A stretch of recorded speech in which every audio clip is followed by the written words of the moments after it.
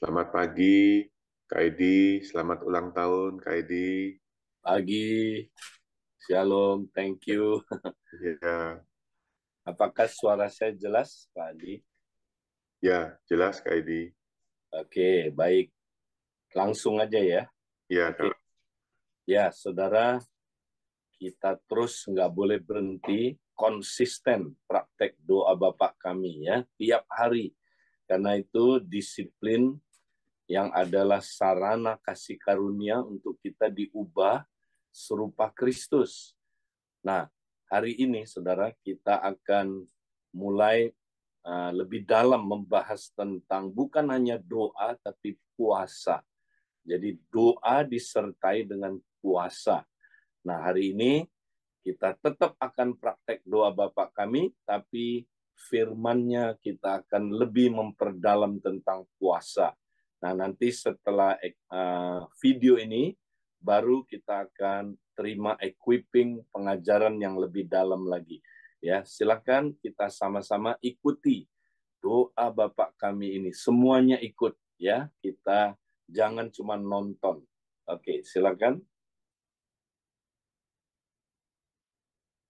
Shalom Bapak Ibu yang saya kasihi, pada tahun ini saudara, Tuhan mau kita membangun rumah Tuhan, dimulai dari saya.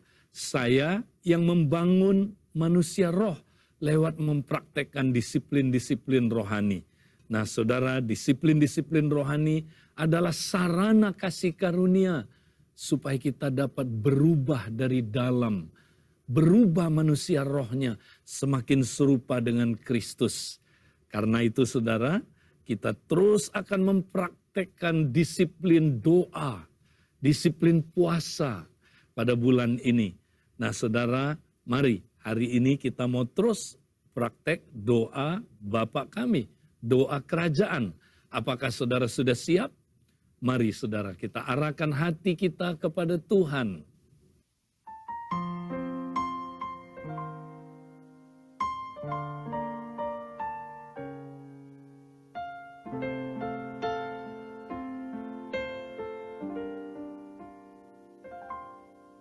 Bapa kami yang di surga, dikuduskanlah namamu, datanglah kerajaanmu.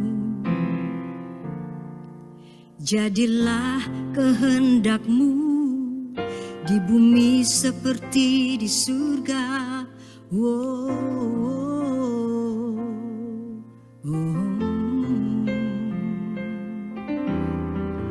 Berikanlah kami pada hari ini makanan kami yang secukupnya, dan ampunilah kami akan kesalahan kami, seperti kami juga mengampuni orang yang bersalah kepada kami.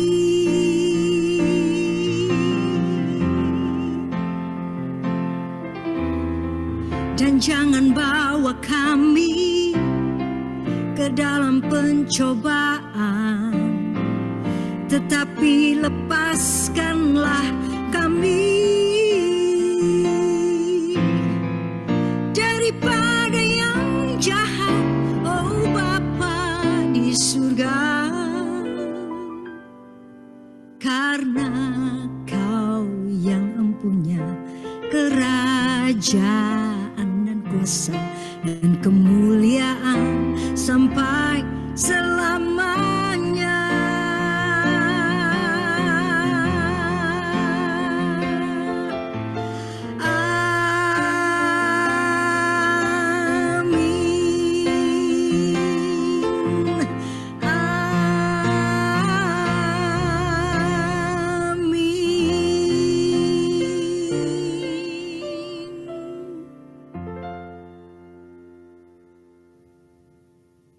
Nah saudara, mari hari ini kita mau datang kepada Dia. Kita mau menyembah Dia saat ini. Bapa kami yang ada di surga, kami mau datang kepada Engkau Bapa, sebab Engkau Bapa kami yang sangat baik. Engkaulah sumber hidup kami. Kami mau takut akan Engkau. Kami mau datang menguduskan nama-Mu. Mari kita pakai kesempatan ini saudara untuk kita menguduskan namanya. Kita datang menyembah Dia dalam roh dan kebenaran.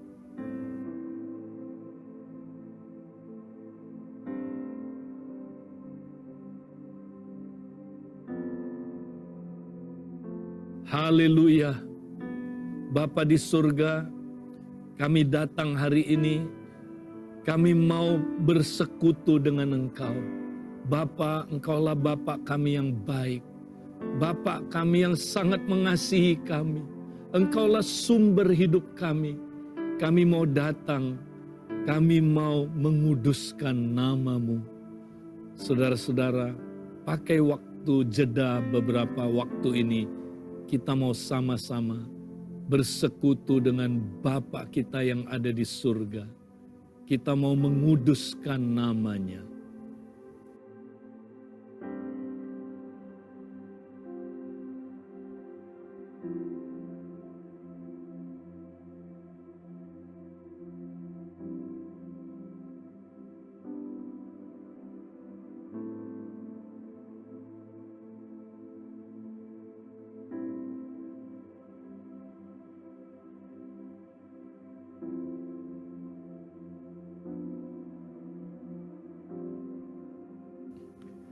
Bapa di surga, datanglah kerajaan-Mu.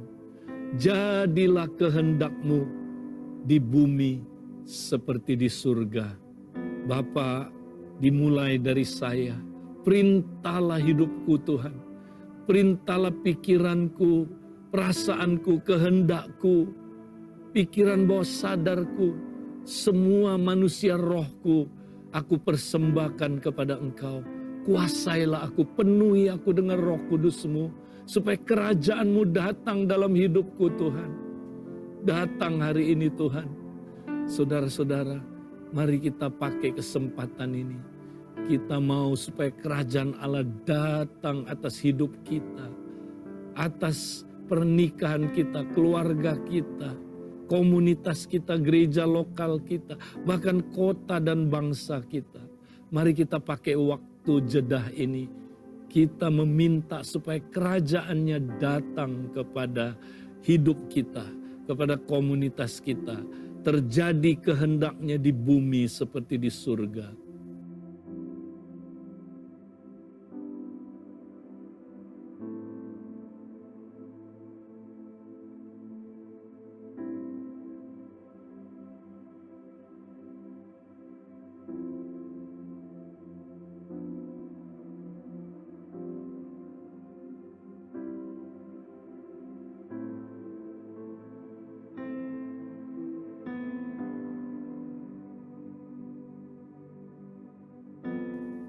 Nah, saudara, kita tadi baru mempraktekkan P yang pertama, penyembahan dalam kerajaan Allah. P yang kedua, pemerintahan dalam kerajaan Allah. Dan sekarang waktunya kita mau mendengar pengajaran tentang puasa. Nah, saudara-saudara, apa puasa itu? Puasa adalah tindakan menghentikan makanan jasmani untuk tubuh demi tujuan-tujuan rohani. Jadi waktu kita berpuasa, saudara, kita hentikan makanan untuk tubuh kita, ya, tapi kita terbuka untuk menerima makanan rohani, ya. Kita juga terbuka untuk menerima, ya, kepenuhan Roh Kudus, sehingga pekerjaan Roh Kudus maksimal dalam hidup kita, saudara. Nah, jadi saudara, kita harus praktekkan puasa sebagai disiplin rohani yang adalah sarana kasih karunia buat kita.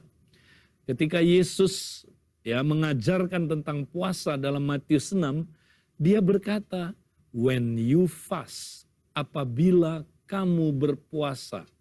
Dia tidak berkata if you fast atau jika kamu berpuasa.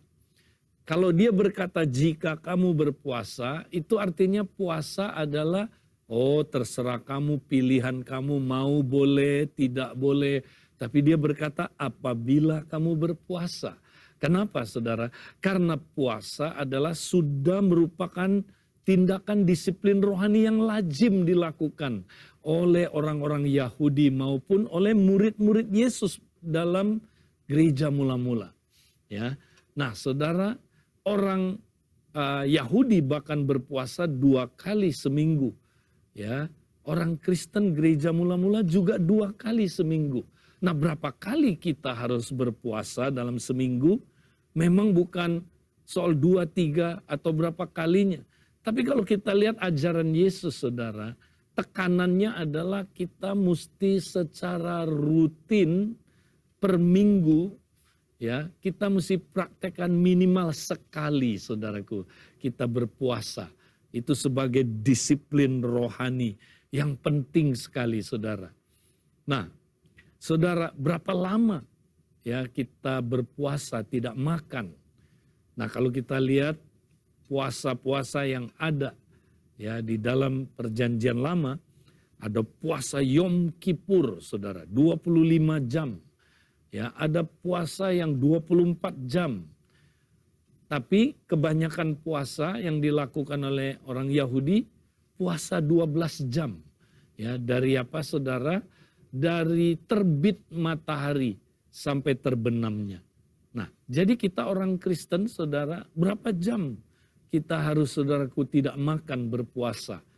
Bervariabel. Kalau menurut saya, tergantung komitmen saudara. Pokoknya antara 12 jam sampai 24 jam kita tidak makan, ya. Saudara atur sendiri, ya. Ada orang polanya, saya mau 14 jam tidak makan. Silakan, saudara. Yang penting minimal 12 jam, ya. Kita tidak makan, saudara. Ada orang, ya, saudara, dia mengaturnya makan pagi jam 6 terakhir. Nanti makan malam, ya, terakhir jam 6 lagi. Ya, silakan, saudara, jam 6 sore, ya. Jadi saudara tentukan sendiri. Minimal 12 jam, maksimal 24 jam. Nah, saudara, lalu waktu kita puasa, ya, kita tidak makan. Ya, apakah kita boleh minum? Umumnya boleh. Kecuali saudara punya komitmen sendiri, mau juga tidak minum, silakan. Tapi untuk puasa panjang, saudara, ya, saya dorong, ya, harus hati-hati kalau tidak minum, ya. Jadi saudara, kecuali secara supra alami seperti Musa mungkin, ya, saudara. Nah, saudara-saudara, jadi kita harus sungguh-sungguh, ya, memperhatikan hal-hal seperti itu. Oke. Nah, ada orang berkata, aduh Pak Edi, saya nggak bisa berpuasa. Saya harus minum obat misalnya. Ya, secara teratur saya harus minum obat.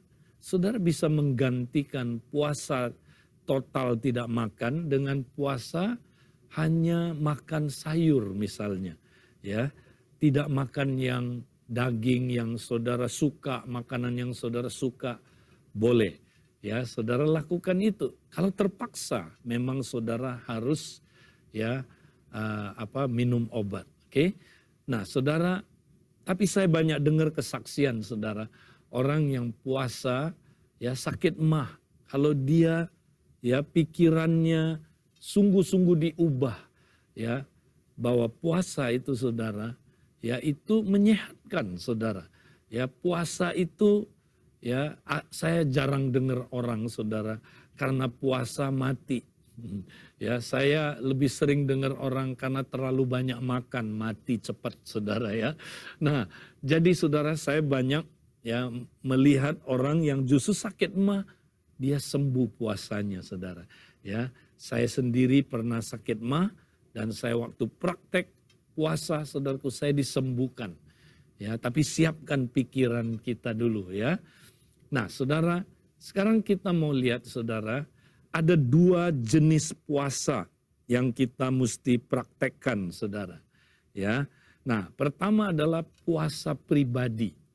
Nah, ini kita lakukan saudara seminggu sekali. Ya, kalau saudara mau 2 kali puji Tuhan, saudara ya punya komitmen sendiri dengan Tuhan. Ya. Nah, saudara, puasa pribadi tujuannya buat apa? Ya, sederhana sekali saudara. Ya. Tujuannya supaya ada apa saudara?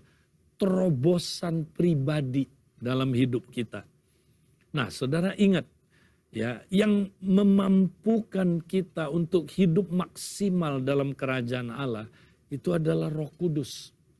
Tanpa Roh Kudus, saudara, kita tidak mampu ya menghidupi kekristenan yang sangat-sangat sulit ini, saudara.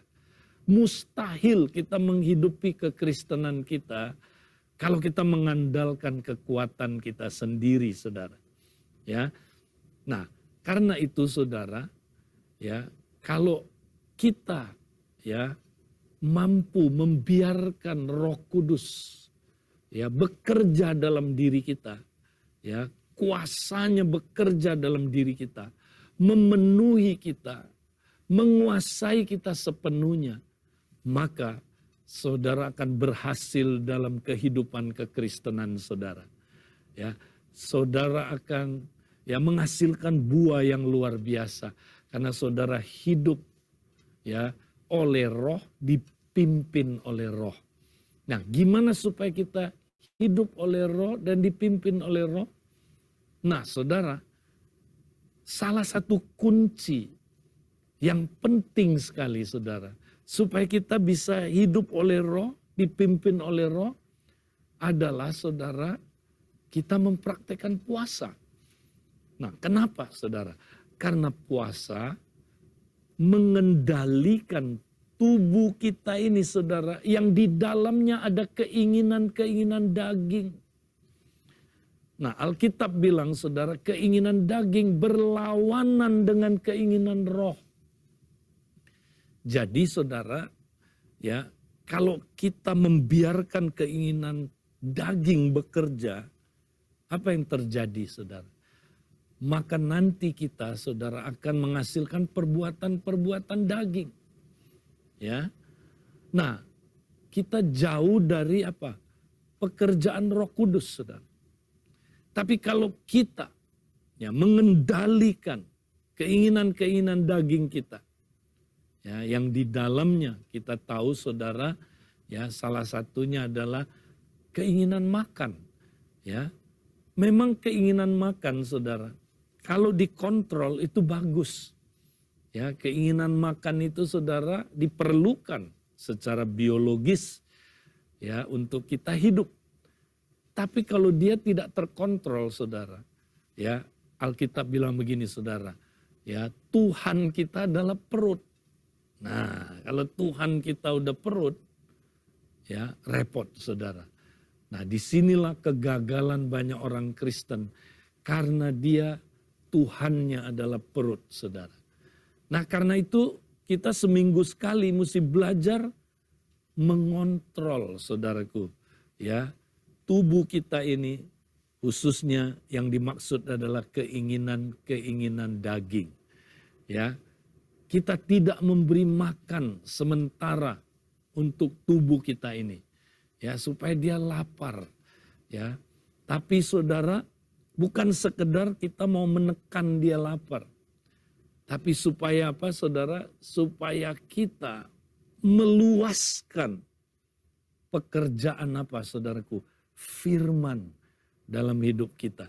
Kita mau makan makanan rohani. Makanya puasa bukan hanya puasa, tapi memberi diri kita untuk menerima asupan makanan rohani. Ya, waktu puasa Yesus berkata saudara, manusia hidup bukan hanya oleh roti saja, melainkan oleh segala perkataan yang keluar dari mulut Allah. Ya, jadi kalau puasa kita hentikan untuk sementara ya makanan jasmani, kita jadi berfokus ke makanan rohani. Sehingga saudara kita memberi keluasan untuk kuasa perkataan firman Tuhan. Ya, apa saudaraku, menguasai kita. Ya, kita makan. Dia menyatu sama kita firman itu, saudara. Nah, itu ya yang akan mengubah hidup kita. Tapi bukan hanya itu, saudara. Ketika kita ya kendalikan keinginan-keinginan daging kita, saudara, apa yang terjadi, saudara? Maka ya keinginan roh ya itu, saudaraku, yang akan menguasai kita, saudara. Sehingga Roh Kudus dengan keinginannya ya itu yang menguasai kita. Sehingga kita, saudara, melalui Roh Kudus itu kita bisa mematikan perbuatan-perbuatan daging. Nah, jadi mari, saudara, ketika kita berpuasa, ya, kita bukan hanya tidak makan, tapi harus makan makanan rohani, ya, dan juga mesti minum minuman rohani. Roh Kudus memenuhi kita, saudara. Ya, kita dipenuhi dengan Roh Kudus. Nah, ini akan mengubah manusia roh, saudara. Maka manusia roh, saudara, makin berubah serupa Kristus. Ada terobosan pribadi, saudara. Praktekkan doa puasa pribadi ini. Nah, sekarang ada juga doa puasa korporat, saudara. Nah, biasanya doa puasa korporat itu ditentukan oleh pemimpin gereja atau oleh pemimpin-pemimpin bangsa. Ya, dalam hal ini ya orang Yahudi, saudara. Kita sering lihat, saudaraku, ya ada perintah untuk puasa massal. Ya, di dalam gereja juga pemimpin boleh memerintahkan puasa massal. Ya, seperti kita tanggal 13 sampai 26. Ya, kita ya saudaraku, didorong untuk kita, saudara, sama-sama melakukan puasa bersama, puasa massal. Nah, tujuannya buat apa, saudara? Nah, kalau kita baca di dalam Alkitab, saudara, puasa massal itu, saudara, dahsyat sekali. Ya, suatu bangsa yang udah mau dibinasakan, saudara. Ya, siapa itu, saudara? Ya, kita lihat bangsa Niniwe, tapi karena mereka bertobat puasa, ya seluruh manusia puasa sampai binatang, maka hukuman itu dibatalkan, saudara. Ya, kita lihat, saudara, ketika orang Israel mau dibunuh, mau dimusnahkan dari Persia, ya akhirnya, saudara, ya kita tahu, saudara, melalui Esther, ya terjadilah apa, saudaraku, ya dibatalkan genosid itu karena Esther, ya saudara, dia memohon kepada raja dan akhirnya musuh orang Israel digantung. Ya, dia justru, saudaraku, yang celaka. Ya, tapi itu terjadi karena apa? Karena diumumkannya puasa massal. Semua orang Israel di kota itu, saudara, ya di bangsa itu, di Persia, berpuasa, saudaraku. Dan akibatnya Tuhan mendengar doa mereka. Nah, saudara, di dalam kitab Yoel nanti saudara baca, ya kondisi keadaan ya rumah Tuhan waktu itu dan umat Tuhan ya dalam keadaan yang sangat-sangat pelik, banyak masalah, ya banyak hal-hal yang mengerikan terjadi, saudara. Lalu Tuhan ya berfirman lewat Nabi Yoel supaya mereka, saudara, berpuasa. Ya, dikatakan demikian, saudaraku, di dalam Yoel pasal 2. Ya, saya baca ayat 12.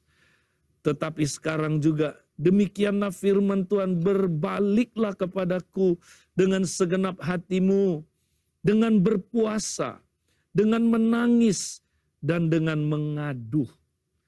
Saudara, Tuhan perintahkan lewat Nabi Yoel supaya umat Tuhan berpuasa. Ini puasa massal, puasa korporat, saudara. Ketika mereka puasa, dahsyat sekali. Apa respon Tuhan, saudara? Ya, maka respon Tuhan adalah nanti saudara baca ya di dalam Yoel pasal 2, Ya, ayat 23, ayat 28 sampai 29. Di situ saudara, janji Tuhan datang kepada saudaraku umat Tuhan. Yaitu apa saudara? Akan Tuhan berikan hujan akhir, hujan awal dan hujan akhir.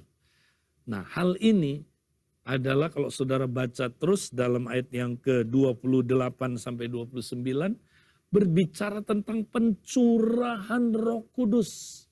Wow, Roh Kudus saudaraku dicurahkan. Nah, ini digenapi di hari Pentakosta, saudara. Ya, jadi di hari Pentakosta, saudara, terjadilah Roh Kudus dicurahkan. Ya, sehingga manusia dibaptis ke dalam Roh Kudus, dipenuhi dengan Roh Kudus. Haleluya. Nah, saudara, saya percaya, saudara, seperti rasul-rasul waktu itu, saudara. Ya, ketika mempelai laki-laki sudah diangkat dari mereka, ya, yaitu Yesus naik ke surga. Ya, apa yang terjadi, saudara? Maka, ya, kalau saudara baca nanti di dalam Matius, saudara, Matius 9 ayat 14 sampai 15, ya, dikatakan saudara, ya, maka kalau mempelai laki-laki itu diambil dari mereka, ya, itu artinya kalau Yesus sudah meninggalkan murid-muridnya, mereka mulai berpuasa. Pada waktu itu mereka, ya, tidak berpuasa, saudara, seperti, ya, orang-orang Yahudi yang berpuasa. Tapi ketika saudaraku Yesus diangkat ke sorga, mereka mulai berpuasa. Memang, ya, secara catatan bapak-bapak gereja, saudara, rupanya tercatat bahwa para rasul setelah Yesus naik ke surga, saudara, selama 10 hari mereka doa puasa. Doa puasa sampai Roh Kudus dicurahkan. Dahsyat sekali, lawatan Roh Kudus dahsyat sekali. Nah, saudara, saya yakin, saudara, kalau kita puasa massal, saudara, Roh Kudus akan dicurahkan. Memang Roh Kudus Pentakosta sudah terjadi. Tapi saya percaya lawatan Roh Kudus akan terjadi makin dahsyat. Ya, kalau kita, saudaraku, berdoa, berpuasa, ya, kita minta lawatan Tuhan, ya, supaya saudaraku ada breakthrough, ada terobosan di gereja yang ada sekarang ini, saudara. Terobosan yang saya sebut up, in, out. Terobosan, ya, di mana saudara kita, saudara, makin, ya, makin mengasihi Bapa, makin mengasihi Allah. Terobosan dalam saling mengasihi. Dan terobosan, saudara, dalam penjangkauan jiwa. Saudara, mari kita mau doa puasa bersama-sama. Kita minta breakthrough. Kita minta terobosan up, in, out ini terjadi. Ya, mulai dari kita, gereja lokal di Abalov Industri. Ya, kita mau mulai. Saudara-saudara semangat, mari saudaraku. Ya, kita berpuasa seminggu sekali, puasa pribadi, dan kita berpuasa bersama-sama selama 14 hari ini, saudara. Tetap semangat, Tuhan memberkati kita. Mari saudaraku, kita mau datang kepada Dia. Bapa, kami hari ini berdoa, berilah pada hari ini makanan kami yang secukupnya. Dan ampunilah kesalahan kami, seperti kami telah mengampuni orang yang bersalah kepada kami. Dan janganlah bawa kami ke dalam pencobaan, tapi lepaskanlah kami dari yang jahat. Karena Engkaulah yang mempunyai kerajaan dan kuasa dan kemuliaan sampai selama-lamanya. Amin.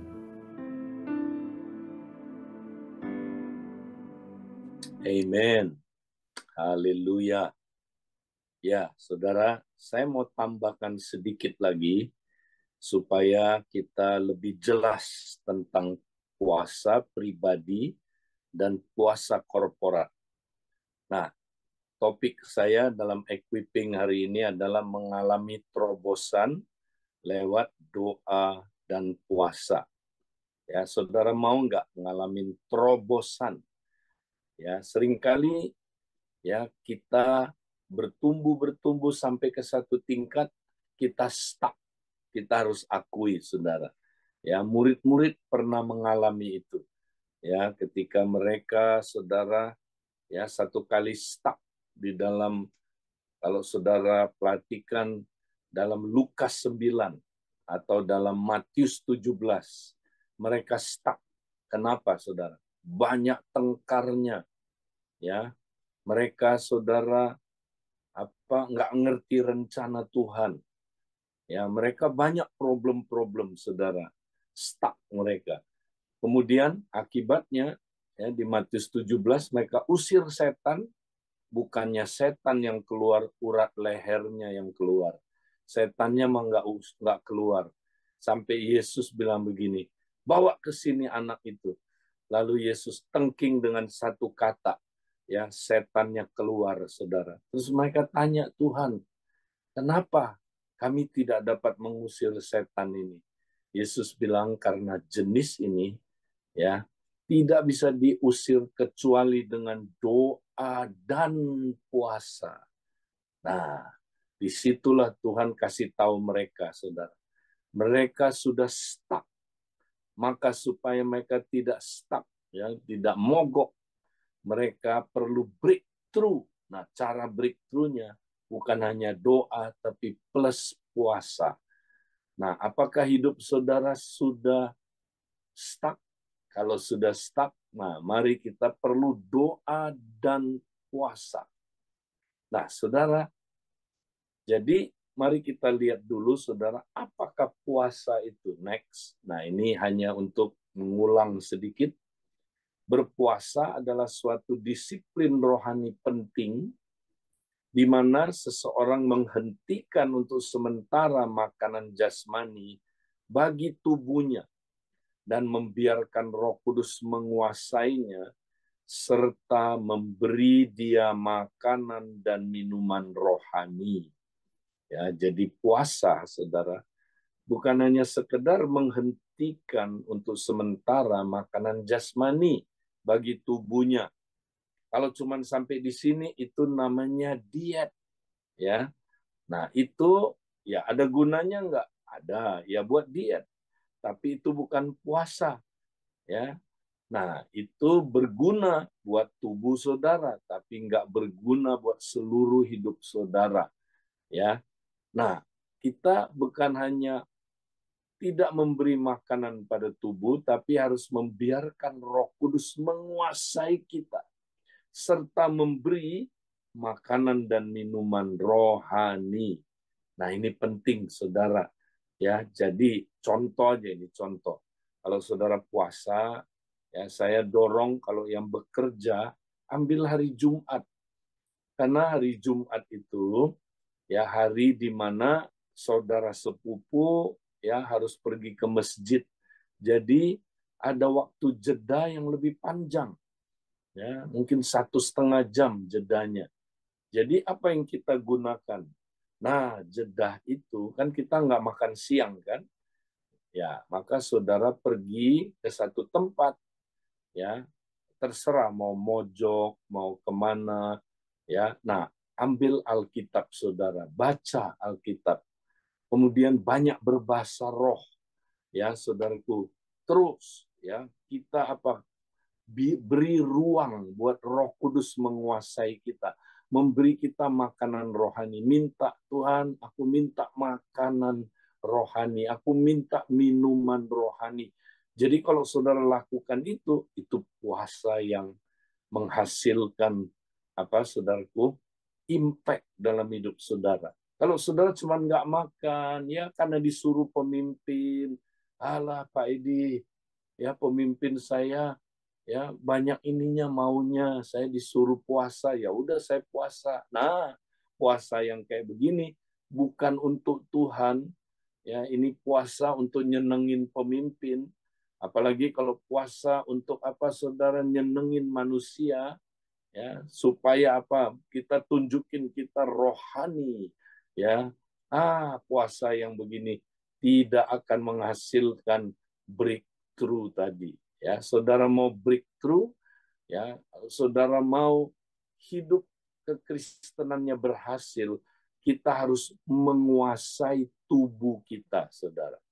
Ya, nah perhatikan tubuh di sini, ya, kaitannya dengan keinginan-keinginan daging yang ada di dalamnya, bukan fisiknya, ya, yang kita pentingkan di sini, saudara. Kalau fisiknya, tubuh secara fisik, ya itu memang baik, tubuh secara fisik netral, ya. Tapi keinginan daging yang ada di dalamnya itu yang kita mesti kendaliin, saudara. Nah, kenapa kita penting mengendalikan tubuh, saudara? Nah, mari kita lihat prinsip yang Paulus ajarkan dalam 1 Korintus 9 ayat 26 sampai 27. Ya, sebab itu aku tidak berlari tanpa tujuan. Aku bukan petinju yang sembarangan saja memukul, tetapi aku melatih tubuhku dan menguasai seluruhnya, supaya sesudah memberitakan Injil kepada orang lain, jangan aku sendiri ditolak. Wow. Saudara mau nggak hidup saudara kayak Paulus, finishing well, tidak ditolak nanti, saudara. Ya, tapi saudara selesai sampai akhir perjalanannya. Ya, saudara mau? Nah, apa kuncinya? Kuncinya ada di dalam bagaimana saudara memperlakukan tubuh saudara. Ini dia. Apakah saudara menguasai tubuh atau dikuasai oleh tubuh? Nah, ini penting, saudara. Ingat, saya suka katakan begini, saudara. Tubuh adalah hamba yang baik, tapi dia tuan yang jahat, saudara. Ya, karena di dalam tubuh ada keinginan daging tadi itu. Ya, sekali lagi bukan tubuh secara jasmani, fisiknya bukan, tapi tubuh dalam kaitan karena ada keinginan daging di sini, ya. Jadi sekali lagi, tubuh adalah hamba yang baik, tapi dia tuan yang jahat. Ya, tubuh kita, saudara, dia kalau jadi hamba baik sekali dia, saudara. Kalau nggak ada tubuh, kita nggak bisa jadi manusia utuh. Ya, tapi saudara, begitu dia jadi tuan, cialat, kata orang Hokkien, gawat, bahaya. Ya, kalau dia jadi tuan, kita dikuasai oleh tubuh itu, lalu kita diperhamba oleh keinginan-keinginan yang ada di dalam tubuh itu. Kita dikuasai oleh 3 keinginan itu, keinginan daging, keinginan mata, dan keangkuhan hidup. Maka akhirnya, saudara, kita nggak bisa finishing well.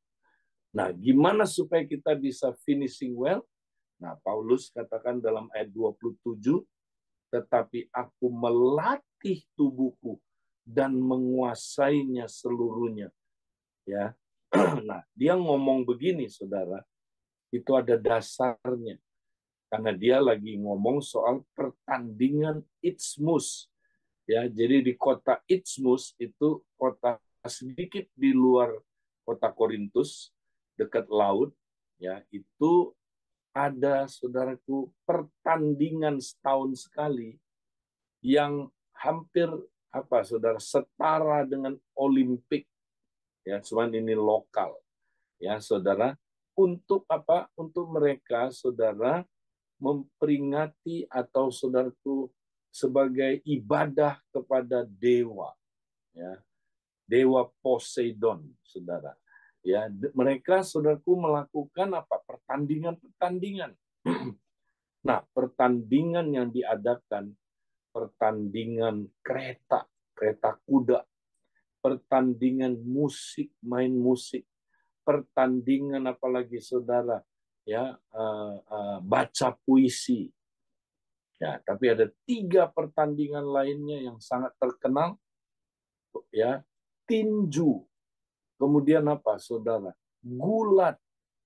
Kemudian yang satunya lagi adalah apa, saudara? Ya, pertandingan apa, saudara? Gabungan antara tinju dan gulat. Ya, ini namanya, saudaraku, ya, pertandingan, kalau sekarang itu namanya MMA, ya, Mixed Martial Arts. Nah, ini adalah, saudara, pertandingan di mana gabungan antara tinju dengan gulat yang disebut pancrase. Bahkan sekarang dalam MMA, pancrase itu dipertandingkan. Kalau saudara perhatikan, ya. Nah, pancrase itu, lihat gambar ini, saudara. Itu pancrase, ya. Itu gabungan antara tinju dengan gulat. Ya, jadi boleh pukul, ya, boleh apa, saudara, banting, boleh cekek, ya, sampai, saudaraku, ya, musuhnya itu tergeletak, punggungnya di belakang, ditahan, punggungnya di bawah, kena lantai, dan akhirnya orang yang nggak bisa bangun lagi, saudara, itu kalah. Ya, nah, saudara, itu namanya pancrase. Nah, jadi yang Paulus maksudkan begini, saudara. Tahukah, saudara, kita punya musuh, ya, musuhnya dekat sekali, ya, tubuh kita ini, ya, kita sedang tiap hari, ya, melakukan pertandingan melawan dia, saudara. Jadi dia lagi ngomongin tubuh kita seperti opponent dalam pertandingan pancrase, ya. Kita untuk mengalahkan dia harus pukul, ya, harus apa, saudara? Kita cekek, harus kita jatuhkan, harus kita tekan dia terus. Jangan dia yang menguasai kita, tapi kita yang menguasai dia. Nah, itu ilustrasi yang dia gunakan, saudara. Jadi tubuh saudara itu melawan terus. Ya, dia berusaha jadi tuan saudara. Ya, nah, saudara nggak boleh kalah, nggak boleh dikuasai oleh tubuh. Saudara harus menguasai tubuh. Nah, bagaimana caranya? Ayat 27, tetapi aku melatih tubuhku. Nah, aneh sekali, saudara. Kata melatih di sini adalah hupopiazo. Hupopiazo. Ya, nah, hupopiazo itu artinya memukul keras sampai biru-biru. Ya, kalau ada orang yang mengatakan pukul keras sampai matanya, ya, hitam, black eye, ya, itu dia juga. Itu artinya, saudara. Itu artinya hupopiazo. Ya, jadi Paulus bilang, aku memukul tubuhku sampai biru-biru. Aku harus pukul dia dengan keras sampai dia KO, istilahnya gitu. Kita harus pukul dia, pukul dia, pukul dia. Saudara, wow, ini dia, saudara. Ini yang nggak diajarkan dalam kekristenan. Ya, kita diajarinnya percaya Tuhan, oh enak-enak, nggak usah ada pergumulan. Enggak, kita bergumul dengan tubuh kita, saudara. Dia nggak akan nyerah, dia lawan saudara terus. Dia itu ganas sekali, saudara. Dia berusaha jadi tuan. Nah, makanya saudara harus kalahkan dia. Caranya gimana? Gebukin dia, pukul dia, sampai biru-biru. Nah, kedua, bukan hanya itu, saudara. Ya, Paulus bilang apa, saudara? Ya, aku melatih tubuhku, nah yang tadi hupopiazo. Kedua, dan menguasai seluruhnya. Ya, menguasai seluruhnya. Dia menggunakan kata dulagogeo. Dulagogeo. Dula itu dari dulos. Ya, artinya apa, saudara? Kita mesti memperhamba tubuh kita. Ya, jangan diperhamba tubuh kita. Kita jadikan dia hamba. Ya, jangan dia jadi tuan. Jadi tekan dia terus. Tekan dia di bawah terus. Dia harus takluk sama kita. Udah gebukin tadi, tekan dia. Ya, kalau perlu dicekek, saudaraku, sampai dia saudara takluk, ya, dan terus takluk, bukan hanya sekali, terus, karena dia akan bangkit lawan kita lagi, saudara. Jadi kita mesti terus tekan dia. Nah, saudara, salah satu tindakan yang paling efektif mengalahkan tubuh kita, menguasai tubuh kita sampai dia jadi hamba, saudara, adalah lewat puasa. Nah, orang-orang, saudara, yang ikut pertandingan ITMUS ini juga berpuasa, saudara. Ya, mereka ya punya pantangan makanan tertentu, nggak boleh dimakan waktu itu. Ini mereka ya.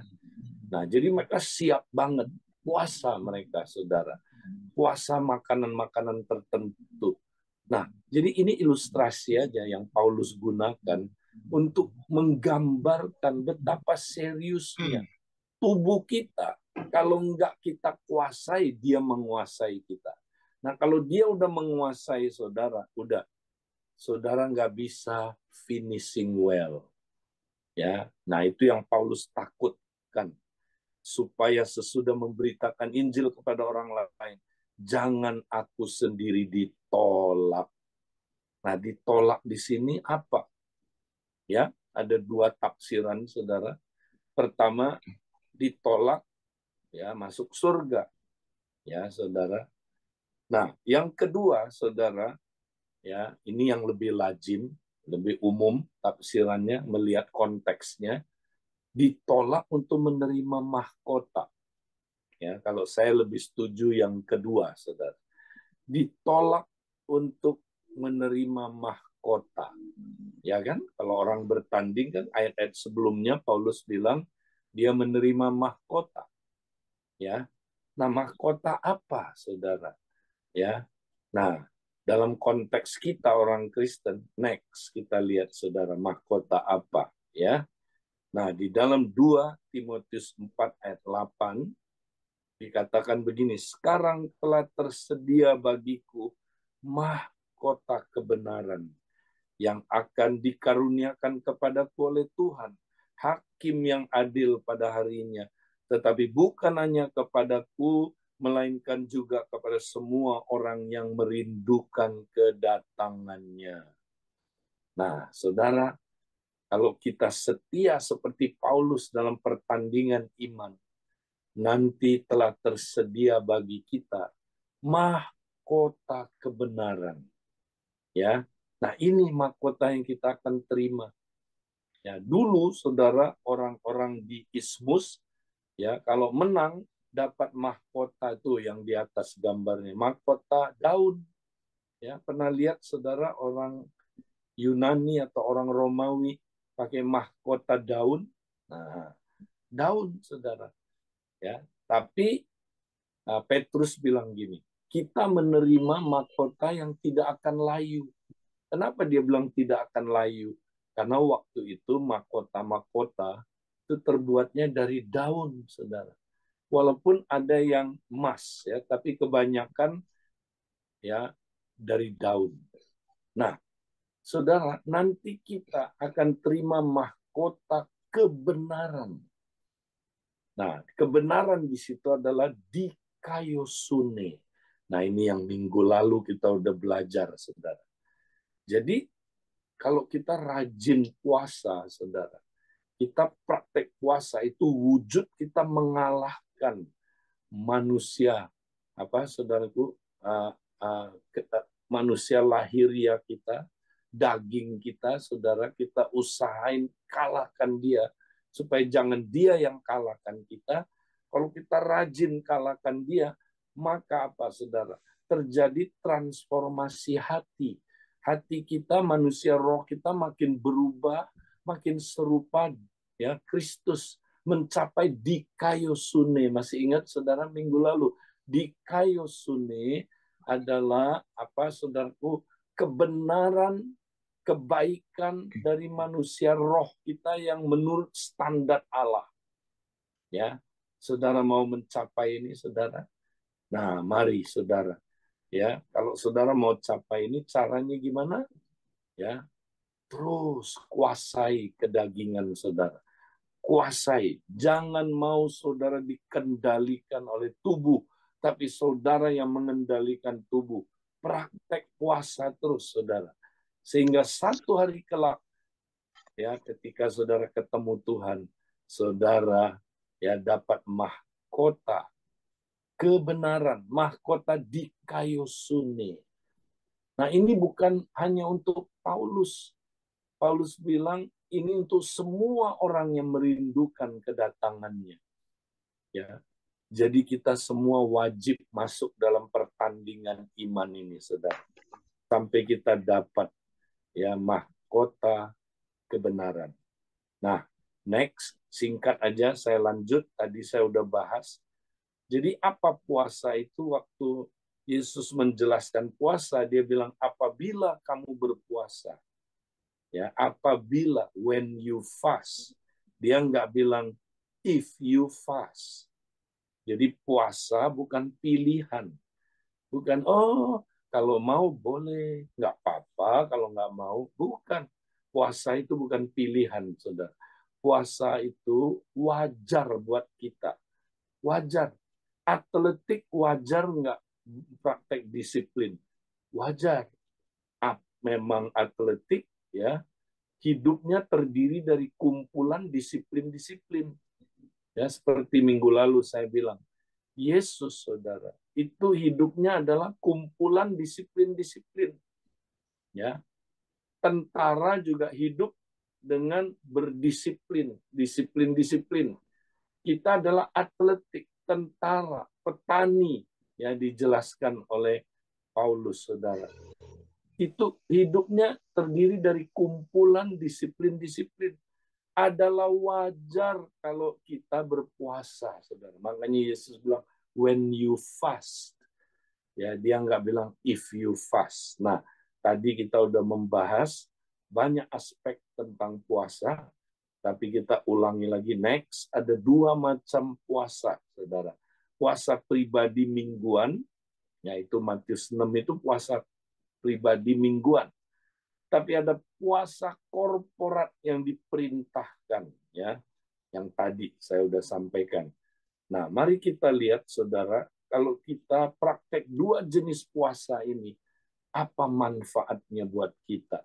Pertama, next, kalau kita praktek puasa pribadi, kita akan mengalami lawatan Roh Kudus secara pribadi. Manusia roh kita semakin berubah serupa Kristus. Ada terobosan dikayosune tadi. Kita makin benar, makin baik manusia rohnya. Makin serupa Kristus, saudara. Jadi nggak boleh berhenti ya, sampai kita dapat mahkota kebenaran. Mahkota dikayosune itu. Ya, yang kedua, saudara, kalau kita praktek ya puasa korporat, nah kita ngalamin lawatan Roh Kudus secara korporat. Ya, gereja lokal kita akan mencapai kepenuhan Kristus. Ada terobosan up, in, dan out. Itu yang dialami di hari Pentakosta.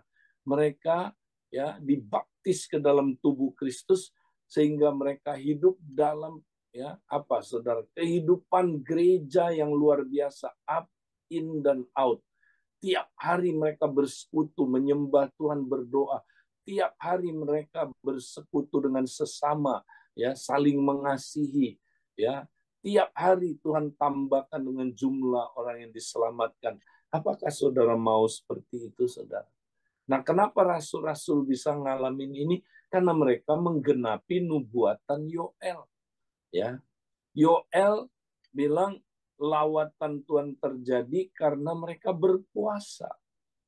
Nah, saudara, menurut catatan Bapak Gereja, ya, beberapa Bapak Gereja, nggak banyak, ya, dikatakan bahwa sebenarnya, saudara, rasul-rasul itu berpuasa, ya, pada waktu 10 hari menantikan hari Pentakosta.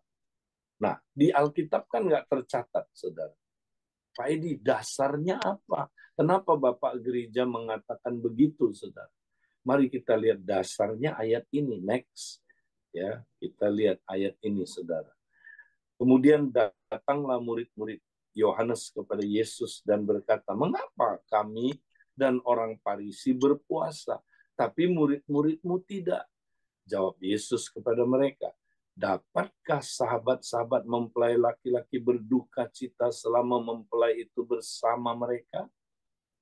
Tetapi waktunya akan datang, mempelai itu diambil dari mereka, dan pada waktu itulah mereka akan berpuasa."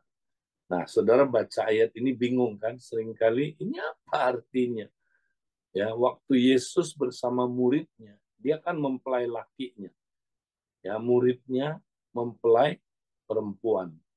Nah, nanti katanya, sekarang mereka nggak perlu berpuasa karena ketemu sama mempelai prianya terus.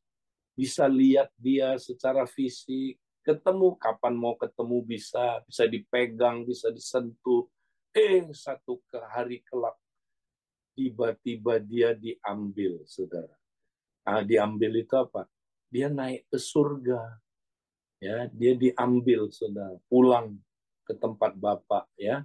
Nah, waktu itulah katanya, waktu itulah mereka akan berpuasa.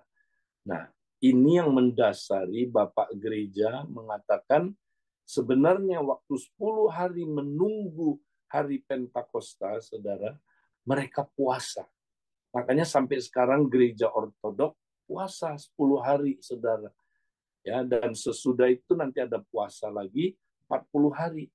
Ya, itu gereja ortodok, gereja koptik, bahkan di Jerman gereja Protestan. Ya, itu puasa 10 hari sampai hari Pentakosta, saudara. Ya, dari kenaikan sampai hari Pentakosta. Nah, kenapa? Karena ini menggenapi kitab Yoel, saudara, bahwa ketika mereka doa puasa, Tuhan lawat umatnya dengan lawatan Roh Kudus, saudara. Nah, jadi ini prinsip, saudara. Ya, ketika kita, saudaraku, puasa, doa puasa, lawatan Roh Kudus itu dahsyat. Bukan Pentakosta berulang, bukan. Kita percaya Pentakosta sekali aja. Jadi ajaran yang bilang ada the third Pentecost, ya, menurut saya itu tidak alkitabiah, saudara. Pentakosta hanya sekali. Tapi lawatan Roh Kudus bisa berkali-kali. Ya kan? Pentakosta terjadi di Kisah 2. Tapi kemudian, saudara, kalau kita lihat, ya, di mana, saudara, di Kisah 4 terjadi lagi lawatan Roh Kudus. Mereka penuh lagi dengan Roh Kudus. Kita lihat ayatnya berikutnya, saudara, ya. Nah, yang terakhir, Kisah Rasul 4, ya, ayat 31. Dan ketika mereka sedang berdoa, goyanglah tempat mereka berkumpul itu, dan mereka penuh dengan Roh Kudus. Ya, ketika penuh Roh Kudus, saudara. Nah, ini Pentakosta udah terjadi, tapi lawatan Roh Kudus bisa terjadi lagi, ya, ketika kita berdoa. Nah, mereka lagi itu berdoa karena ditekan, karena ada masalah, dianiaya. Mereka berdoa sepakat. Ya, semua rasul-rasul waktu itu, saudara, doa sepakat. Ya, nggak tahu bersama dengan berapa banyak jemaat, nggak tahu. Tapi yang paling jelas komselnya rasul kumpul waktu itu doa. Dan lawatan Tuhan begitu dahsyat, saudara. Mereka penuh lagi dengan Roh Kudus. Ya, apakah mereka puasa? Ada kemungkinan. Ya, Alkitab nggak catat. Tapi yang jelas mereka doa di bawah tekanan. Biasanya sih kalau di bawah tekanan, ya, kemungkinan mereka puasa. Lalu mereka memberitakan firman Allah dengan berani, ayat 33. Dan dengan kuasa besar, rasul-rasul memberi kesaksian tentang kebangkitan Tuhan Yesus. Dan mereka semua, apa? Semua hidup dalam kasih karunia yang melimpah-limpah. Nah, ini yang kita rindukan, saudara. Mari kita puasa, kita doa bersama, ya. Kita sama-sama praktekkan doa korporat sehingga ada lawatan Roh Kudus, saudara. Kalau Roh Kudus melawat seperti ini, maka kita gereja bisa mengalami hidup berkelimpahan dalam kasih karunia. Ya, wow. Lihat saudara, di Kisah 2 gereja udah begitu dahsyat. Tapi di Kisah 4 dan 5 jauh lebih dahsyat. Di Kisah 2 hanya sebagian yang jual harta. Tapi di Kisah 4 ini, Kisah 5 semua jual harta, semua. Wis. Kalau di Kisah saudara 2 mereka itu saudara dikatakan saudara banyak mujizat. Wih, kalau ini mujizatnya saudara yang aneh-aneh. Ya kan saudara? Bayangan Petrus sembuhin orang. Terus apa saudara? Waktu doain orang sakit dan orang yang kerasukan semua sembuh. Wih, semua sembuh. Pernah lihat KKR semua sembuh? Nah, saudara mau nggak lihat itu terjadi? Doa supaya lawatan Roh Kudus terjadi. Ya, lebih lagi. Kita lihat saudara, waktu di Kisah 2, hanya kota Yerusalem yang geger. Tapi kalau ini saudara baca, kota Yerusalem dan kota-kota sekelilingnya, orang-orang berbondong-bondong datang. Wow. Kalau di Kisah 2 penambahan, Tuhan menambahkan dengan orang yang diselamatkan. Di Kisah 5 apa saudara? Multiplikasi. Ya, multiplikasi. Ya, kita nggak ada waktu lihat semua ayatnya, nanti saudara teliti aja. Ya, di Kisah 2 gereja takut akan Tuhan.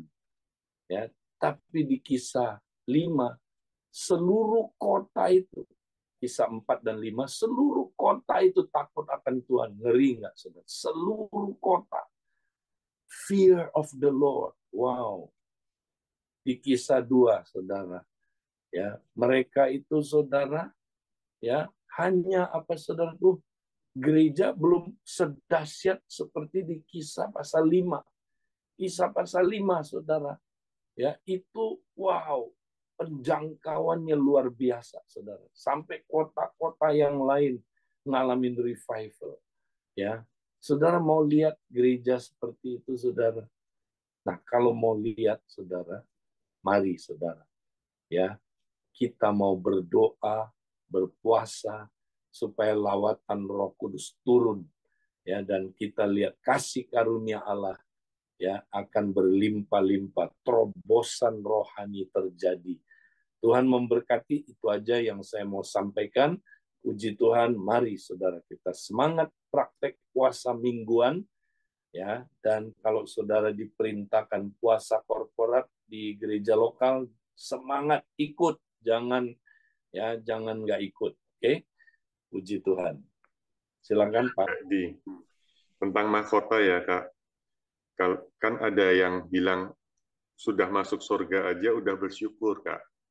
Di sudut surga aja udah bersyukur. Nggak perlu mahkota lah, Kak. Gitu ya. Nah, kenapa kok kita mau sampai punya mahkota kebenaran itu, Kak? Kalau masuk surga aja sudah bersyukur, Kak. Nah, itu konsep itu yang salah, masuk surga aja udah bersyukur. Ya kan? Ya memang kita bersyukur. Tapi tujuan hidup kita kan memuliakan Tuhan. Ya. Nah, memuliakan Tuhan itu apa? Ya, jadi kita mau kita dalam hidup ini menunjukkan hidup kita itu serupa Kristus. Benar, penuh kasih, ya kan? Terus penuh kekudusan, penuh kuasa kerajaan, ya. Jadi kita memuliakan Tuhan sehingga orang-orang dapat apa? Dapat memuji nama Tuhan. Ya, bahkan melalui itu makin banyak orang yang diselamatkan. Ya. Coba kalau kita hidup ini katanya Kristen tapi mempermalu nama Tuhan. Ya. Namanya Paulus tapi nyolong misalnya ya. Namanya Paulus masuk penjara ya. Nah, kan saudara nggak mempermuliakan nama Tuhan. Ya. Oke. Ya. Jadi motivasinya bukan hanya sekedar masuk surga, tetapi Iya, motivasi mempermuliakan nama iya. Tuhan ya, kayak dia. Karena kita hidup untuk Tuhan, udah. Amin. Ya. Jadi fokusnya bukan hanya kepada diri kita ya, kayak Iya, tapi untuk betul. Tuhan. Ya. Ya. Oke Kak Edi, terima kasih Kak buat sharingnya pagi hari ini. Kita di KTC juga ada doa puasa korporat 19 Maret sampai dengan 8 April ya teman-teman.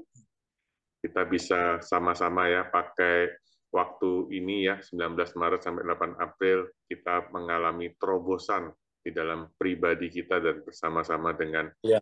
keluarga rohani kita. Ya. Nah, sekarang saudara praktek dulu yang seminggu sekali. Ya. Ayo, minggu ini ambil puasa, saudara. Ya, ingat ini bukan pilihan. Puasa bukan pilihan. Terserah saudara mau apa enggak. Enggak.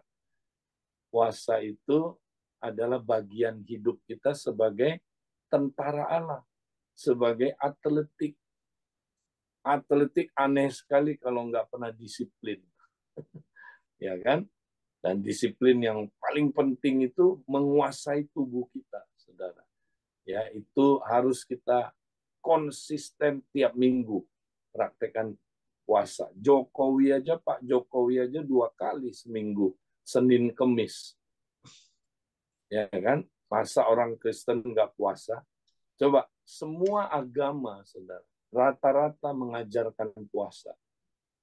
Buddhis dalam tingkat tertentu berpuasa.